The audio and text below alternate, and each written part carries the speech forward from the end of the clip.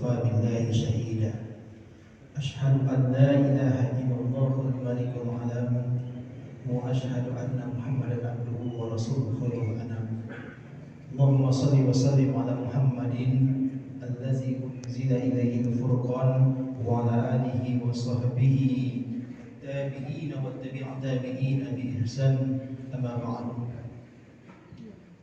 Bersyukur kita kepada Allah dengan mengucapkan Alhamdulillahirabbil alamin dan berselawat kita kepada Nabi Muhammad SAW dengan ucapan Allahumma shalli ala Muhammad wa ala ali Muhammad. Mudah-mudahan kita diberikan pertolongan, diberikan syafaat di padang mahsyar nantinya dari Nabi Muhammad SAW. Amin amin ya rabbal alamin. Bapak pengurus masjid yang sama-sama kita hormati, para guru, para ustadz dan buya, izin buya, banyak buya-buya sigo, guru-guru onggo sigo, para alim ulama, cerit pandai, gandong-gandong, bapak-bapak dan ibu-ibu sidang jamaah, majelis ilmu yang insya Allah dimuliakan oleh Allah Subhanahu wa Ta'ala. Bapak dan Ibu sidang jamaah majelis ilmu yang dimuliakan oleh Allah. Allah Subhanahu wa Ta'ala menurunkan Al-Quran itu berangsur-angsur, bukan sekaligus. Al-Quran itu ada asbabnya, ada sebab turunnya. Makanya ada namanya asbabun nuzul, sebab turun ayat Al-Quran. Lebih kurang Bapak dan Ibu, Al-Quran ini diturunkan oleh Allah Subhanahu wa Ta'ala selama 23 tahun. Mulai diangkatnya Nabi Muhammad SAW menjadi seorang nabi umur 40 tahun, itu di kota Mekah, ya. Mekah ditandai dengan menerima wahyu pertama kali di Gua Hira, surat Al-Alaq, ya. Surat Al-Alaq 1 sampai 5, ya. Menerima wahyu di kota Mekah. 13 tahun Nabi Muhammad SAW berdakwah di kota Mekah setelah kenabian. Wahyu firman Allah yang diturunkan di kota Mekah itu kalau di dalam Al-Quran dinamakan dengan ayat atau surah Makkiyah.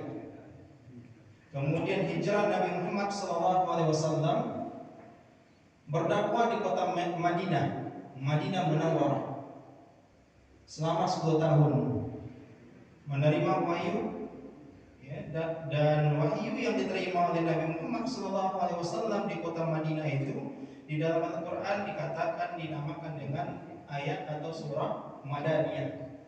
10 tahun menerima wahyu di kota Madinah, 13 tahun di kota Mekah, 10 tahun di kota Madinah. Genaplah umur Nabi itu 63 tahun.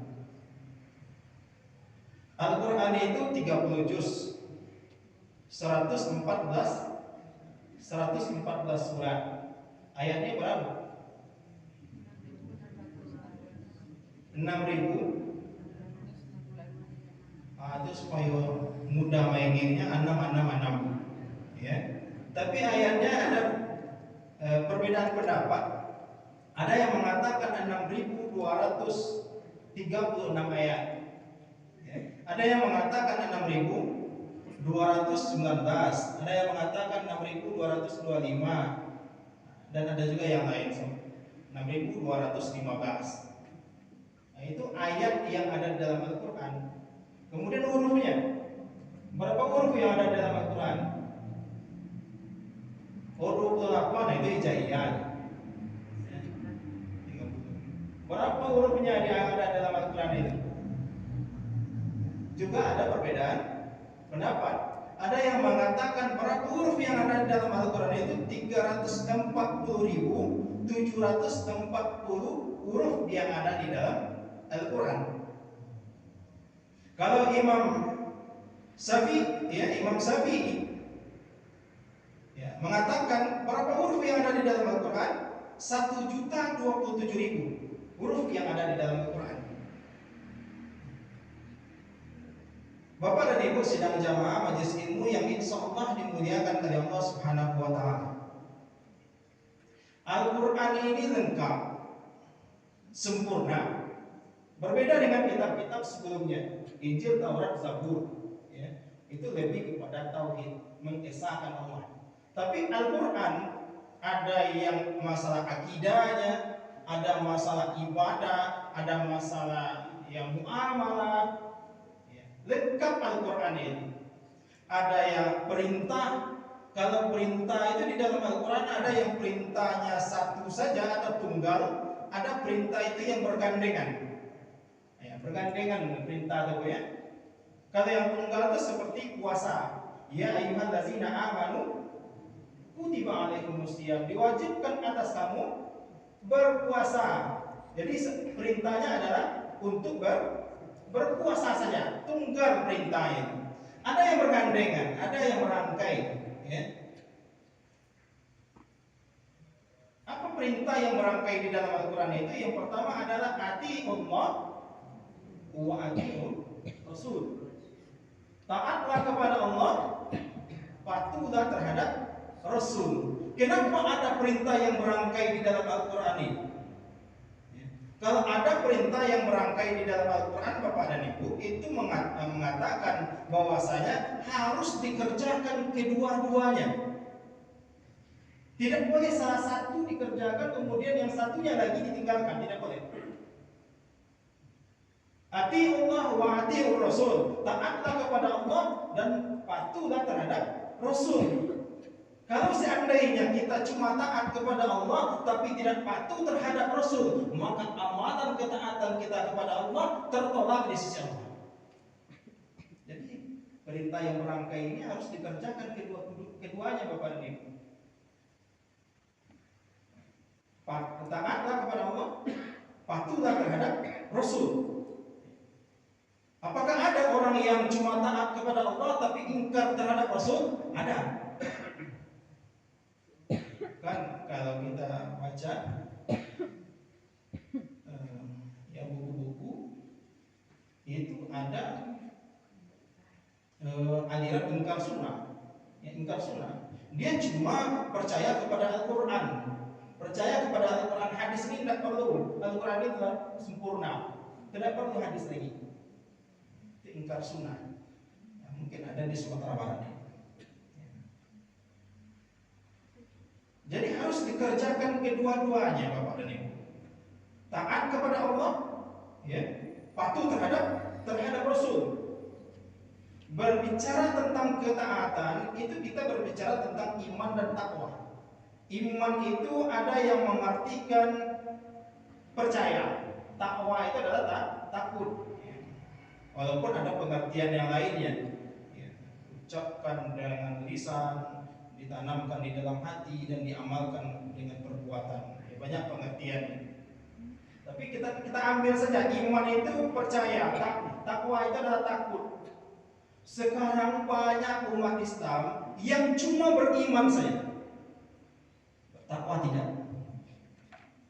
Dia cuma percaya kepada Allah tapi dia tidak takut kepada Allah. Dia percaya kepada Allah yang memberikan rezeki itu adalah Allah, tapi dia tidak takut dengan memakan harta anak yatim, fakir, miskin, tidak mengeluarkan zakat. Dia percaya kepada Allah yang memberikan jabatan itu adalah Allah. Yang memberikan jabatan kepada dirinya itu adalah Allah. Dia percaya itu. Ambo sejak menjadi ketua BGN itu ini adalah karena Allah. Tapi apa yang dia perbuat? Dia tidak takut kepada Allah. Dia korupsi. Dia percaya yang memberikan jabatan menteri, anggota dewan, bupati, camat itu adalah Allah. Tapi dia tidak takut kepada Allah. Banyak yang tidak takut. Banyak juga yang takut kepada Allah Subhanahu wa Ta'ala. Seperti itu juga dengan kita Bapak dan Ibu. Kita percaya kepada Allah. Tapi ada juga larangan Allah yang kita kerjakan. Solusinya apa? Bertaubat kepada Allah Subhanahu wa taala. Tidak ada manusia yang tidak bersalah. Ya. Para nabi saja, yang mohon maaf, para nabi saja itu bersalah. Apalagi kita. Atau ada enggak di dalam masaji ke bapak dan ibu yang hendak bersalah? Angkat tangan. Ya, enggak ada orang ya. Atau kalau ada di dalam masaji kok, ya. Dia yang kiri tangan, kamu tidak pernah bersalah.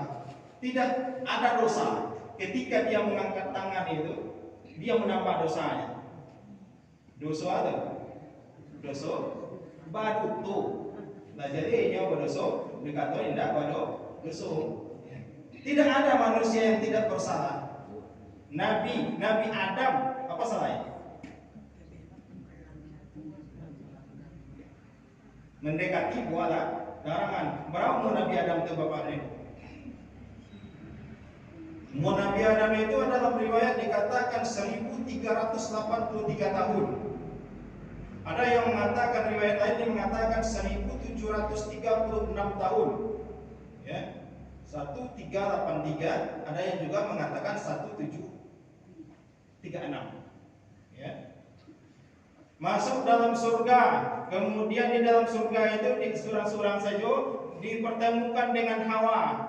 Di umur para Nabi Adam itu dipertemukan oleh Hawa dengan Hawa di dalam surga di umur 140 tahun. Ya. Di umur 140 tahun. Kemudian mendekati buah larangan yang ada di dalam surga. Dibuanglah Nabi Adam itu dari dalam surga. Nabi Adam itu dimasukkan ke dalam surga hari Jumat. Dikeluarkan dari surga hari Jumat. Ketika dikeluarkan dari dalam surga karena mendekati buah larangan yang ada di dalam surga, ya, dia bersujud. Nabi Adam itu bersujud. Berapa lamanya Nabi Adam itu bersujud? Ada yang mengatakan 40 tahun lamanya dia bersujud kepada Allah Subhanahu wa taala. Ada yang mengatakan 400 tahun Nabi Adam itu bersujud kepada Allah karena satu kesalahan. Wah, pernah salah apa ini? Sehari itu para mau yang sedih. Ya, salah banyak, tapi datang mau sedih. Sujud kepada Allah, bertaubat kepada Allah. Nabi Adam satu kesalahan, 40 tahun dia bersujud kepada Allah. 400 tahun dia bersujud kepada Allah. Apa yang dia perbuat? Dia bertaubat, dia berdoa. Dan doa Nabi Adam itu aco awal sampai dalam doa awal. Doanya, Rabbana zalamna anfusana wa in lam taghfir lana wa tarhamna lanakunanna minal khasirin. Ya Allah, saya ini telah menzalimi diri saya dengan hawa nafsu. Ya Allah, ampuni dosa saya. Ya Allah, jika Engkau tidak mengampunkan dosa saya ini, ya Allah, dan saya ini termasuk orang yang sujud kepada Allah. Nabi Nuh bersalah, Nabi Musa bersalah, Nabi Ibrahim bersalah, dianggap berbohong. Siapa yang menghancurkan Tuhan kami ini?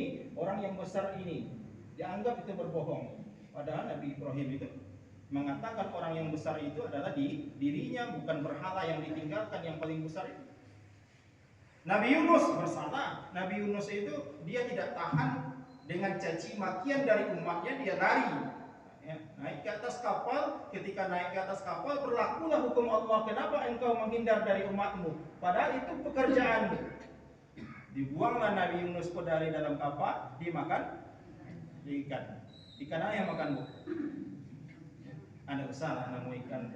Ikan itu berdialog berapa? Sebutkan 5 nama ikan. Ikan yang sungguh sangat besar. Berapa namanya? Dalam riwayat dikatakan 3 hari 3 malam. Ada yang mengatakan 40 hari 40 malam. Nabi Yunus di dalam perut ikan. Apa yang Nabi Yunus berbuat? Yang dilakukan oleh Nabi Yunus, dia bertobat kepada Allah. Dia berdoa kepada Allah, dan doa Nabi Yunus kosa. Coba. Iya, doa. Sebut di dalam doa kita, la ilaha illa anta subhanaka inni kuntu minaz zalimin. Tiada Tuhan selain Engkau ya Allah. Maha suci Engkau ya Allah, dan aku ini termasuk orang-orang yang zalim. Jadi bertaubat kepada Allah. Itu yang pertama Bapak ini. Kemudian dia waktu pada yang lama setengah jam. Nah di situ banyak ibu-ibu, bapak-bapak yang pegawai. Pada yang lama sampai jam 6. Aku bapak dan ibu adalah warga Simpang Tiambang. Aku tinggal di Livialen. Livialen. Tapi masih sampai singgah saja di Livialen. Tapi kampung baru kita. Kemudian yang kedua Bapak dan Ibu, perintah yang merangkai dalam Al-Quran itu adalah aqimis shalah wa atuz zakat. Salat di dalam Al-Quran lebih kurang kata salat di dalam Al-Quran itu 83 kali. Kata zakat itu 33 kali lebih kurang. Kata salat dengan kata zakat yang merangkai itu 27 kali. Aqimis shalah wa atuz zakat. Tidak boleh cuma berzakat tinggalkan sholat. Begitu juga sebaliknya, cuma sholat tapi tidak bayarkan zakat. Harus dikerjakan kedua-duanya. Kalau zakat memang ada persyaratannya, tidak sampai disampaikan bayar zakat, dia tidak bayar zakat. Tapi kalau sholat tidak ada alasan Bapak dan Ibu untuk meninggalkan sholat. Alasan bahwa sibuk di kantor, sibuk di ladang, tidak boleh tinggalkan sholat. Oh, menunggu minyak awak. Kemudian tinggalkan sholat subuh. Tidak boleh. Ya.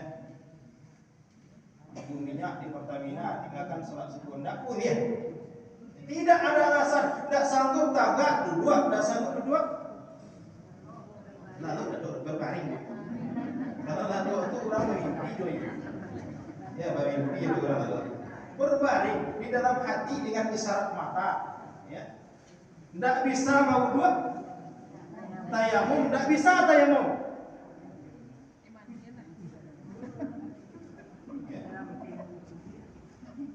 Kalau tidak bisa tayamum, ditayamumkan atau diwudukan. Tidak bisa kan ya iya, tidak bisa kan ya debu. Aku yang mungkin jarang orang batiku ya Pak. Laksanakan walaupun badan itu bernajis. Jadi tidak ada alasan Bapak dan Ibu untuk meninggalkan sholat. Contoh, tidak hafal bacaan sholat. Contoh, orang itu mu'alaf umur 90 tahun, masuk Islam umur 90 tahun, tidak tahu dengan bacaan sholat, tidak hafal bacaan sholat. Bunyi tinggalkan sholat, indah, baca banyak, baca, tidak pandai membaca, apa saja yang dapat. Oh dapat dinyo la ilaha illallah atau bismillah saja yang dapat itu dibaca. Tidak ada alasan untuk meninggalkan sholat. Itu kalau seandainya kalau tidak hafal bacaan sholat, tidak bisa membaca apa saja yang bisa dibaca. Tapi kalau awak ada bisa diganti-ganti itu Bapak dan Ibu. Ya. Diganti bacaan sholat batal sholat. Padahal sholat itu Bapak dan Ibu cuma 5 bacaan yang wajib itu. Cuma 5 bacaan yang wajib di dalam sholat itu. Yang pertama apa? Niat dalam hati, salat dalam hati. Karena pekerjaan hati. Ya. Yang harus dibaca itu yang pertama adalah takbiratul ihram. Takbir di awal salat, Allahu Akbar, itu bacaan pertama yang wajib dibaca di dalam salat. Yang kedua, Al-Fatihah wajib dibaca. Yang ketiga, bacaan apa yang wajib dibaca dalam salat? Bacaan tahiyat. Ya, tahiyat apa? Tahiyat akhir, tahiyat awal sunnah. Tahiyat akhir at-tahiyatul mubarakatuh shalawatu thayyibatu sampai asyhadu an la ilaha illallah wa anna muhammadar rasulullah wajib dibaca. Bacaan yang ketiga salawat Nabi. Allahumma shalli ala Muhammad wa ala ali Muhammad. Sampai situ boleh. Sunnahnya panjang silakan. Ya sampai fil alamin. Bacaan yang kelima yang wajib dalam salat itu apa? Bapak dan Ibu. Salam yang pertama, salam yang kedua sunnah. 5 bacaan yang wajib di dalam salat. Awak tinggalkan. Takbiratul ihram, Fatihah, bacaan tahiyat akhir, salawat Nabi dan salam pertama. Ini bacaan yang wajib di dalam salat. Yang lain sunnah. Ya. Tapi kalau lebih lengkap sempurna salat kepada Nabi. Itu yang perintah yang merangkai di dalam Al-Quran itu. Yang kedua, aqim salat wa atu zakat. Tidak boleh tinggalkan salat dan tidak boleh ditinggalkan zakat. Ya. Kalau kata Imam Syafi'i, kalau ada orang Islam yang tidak salat, lebih rancaknya dibunuh. Imam Hambali mengatakan, kalau ada orang Islam yang tidak salat, kalau ini meninggal, jangan salatkan jenazahnya. Dan orang Islam yang tidak salat tidak menghargai Rasulullah SAW. Peristiwa Isra dan Mi'raj. Masjidil Haram, Masjidil Aqsa naik pada langit pertama sampai langit ke-7, sampai ke Sidratul Muntaha. Balik dapat 50 kali. Balik ibu di Nabi Musa di langit yang ke-6, bolak-balik. Sampai 5 kali dalam sehari semalam dibawa oleh Nabi Muhammad SAW. Sampai di dunia di atas bumi itu banyak umat Nabi Muhammad yang tidak menghargai perjuangan dari Nabi Muhammad SAW meninggalkan sholat. Yang terakhir Bapak dan Ibu, perintah yang bergandengan di dalam Al-Quran itu, yang merangkai dalam Al-Quran itu adalah Anistuhi waliwalidayya. Taatlah kepada Allah dan berbaktilah kepada kedua orang tua. Harus dikerjakan, dilakukan kedua-duanya. Makanya ayat Al-Quran itu apabila berbicara tentang berbakti kepada kedua orang tua, didahului dengan berimanlah kepada Allah, taatlah kepada Allah. Coba cari Bapak dan Ibu. Ayat yang kalau yang berbakti kepada kedua orang tua pasti didahului dengan berimanlah kepada Allah Subhanahu wa taala. Ya. Karena Nabi Muhammad SAW ridho Allah fi ridho walidain, sukullahi fi sukil walidain. Ridhonya Allah terletak pada ridho kedua orang tua dan murkanya Allah terletak pada murkanya kedua orang tua. Surganya Allah tidak akan kita dapatkan. Dalam riwayat dikatakan surga itu bau harum surga itu sudah tercium 500 tahun perjalanan menuju surga. Atau ada juga riwayat yang mengatakan 1000 tahun perjalanan menuju surga sudah tercium bau harum surga. Begitu harumnya surga itu. Tapi ada dua kelompok yang tidak akan, jangankan masuk ke dalam surga, mencium bau harum surga pun dia tidak bisa. Salah satunya adalah anak yang durhaka kepada kedua orang tua. Pertama, surganya Allah tidak akan kita dapatkan. Apa yang akan kita cari? Samaan dari Nabi ketika di padang mahsyar, di pelataran yang sungguh sangat luas, Nabi itu naik, dia bersaksi, ana bari'um mimman lam yahdi awalidain. Saya ini Muhammad tidak akan bertanggung jawab, akan melepaskan diri kepada anak-anak yang durhaka kepada kedua orang tua. Surganya Allah tidak akan kita dapatkan, dan syafaat dari Nabi Muhammad SAW juga tidak akan kita dapatkan jikalau kita durhaka kepada kedua orang tua. Dan salah satu bentuk dari durhaka kepada kedua orang tua adalah melupakan orang tua yang sudah meninggal, tidak mendoakan orang tua yang sudah meninggal. Itulah Bapak dan Ibu ceramah kita pada hari ini, pada subuh kali ini. Mohon maaf Pak itu pengurus Jumat petang, tapi Jumat petang itu di kuliah itu jadwal tetap Jumat pertama Ambo, Jumat kedua Ustaz Arif, Jumat ketiga Ambo, KP Ustaz Arif. Mohon maaf tidak bisa datang Jumat petang. Alhamdulillah bisa bersebuah di subuh Jumat kali ini. Terima kasih, mohon maaf para guru, Bapak dan Ibu. Saya akhiri dengan Assalamualaikum warahmatullahi wabarakatuh.